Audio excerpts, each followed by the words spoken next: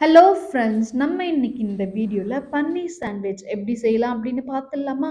கடாய் நல்லா சூடான உடனே கொஞ்சமா கீ சேர்த்து கேப்சிகம், ஆனியன், ஸ்வீட் கார்ன் இது கூட கொஞ்சமா லைட்டா உப்பு சேர்த்து நல்லா பொன்னிறமா வதக்கிக்கலாங்க. இது நல்லா டோஸ்ட் ஆன உடனே கியூப் சைஸ்ல கட் பண்ணி எடுத்து வச்சிருந்த பன்னீரை இது கூட சேர்த்து நல்லா டோஸ்ட் பண்ணி எடுத்துக்கலாங்க. ஒரு பவுல்ல கொஞ்சமா மயோனஸ் நான் வந்து ரெடிமேட் தான் எடுத்திருக்கேன்.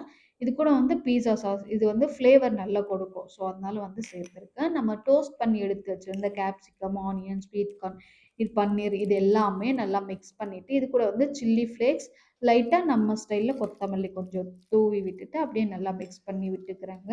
பிரெட் ஸ்லைஸை எடுத்து நம்ம டோஸ்ட் பண்ணி எடுத்து வச்சிருந்த பன்னீர், கேப்சிகம், ஆனியன், ஸ்வீட் கார்ன் இது எல்லாமே நல்லா பிரெட்ல ஸ்ப்ரெட் பண்ணி விட்டுட்டு, உங்களுக்கு நெறைய வேணும்னா நெறைய ஃபில் பண்ணிக்கலாம். எல்லாமே நல்லா ஸ்ப்ரெட் பண்ணி விட்டுட்டு, இன்னொரு பிரெட் ஸ்லைஸை எடுத்து க்ளோஸ் பண்ணிட்டு, நம்ம வந்து தவால கொஞ்சமா கீ விட்டு 2 பக்கமா நல்லா டோஸ்ட் பண்ணி எடுத்தா நம்மளோட பன்னீர் சாண்ட்விச் ரெடிங்க.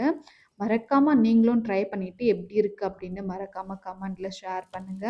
நம்ம இந்த டோஸ்ட் பண்ணி எடுத்து வச்சிருந்தத கட் பண்ணும்போது அந்த கிரிஸ்பினஸ் கேட்கும் பாருங்க. அவ்ளோ சூப்பரா நம்மளோட பன்னீர் சாண்ட்விச் ரெடியா இருக்குங்க. மறக்காம நீங்களும் ட்ரை பண்ணிட்டு எப்படி இருக்குன்னு சொல்லுங்க.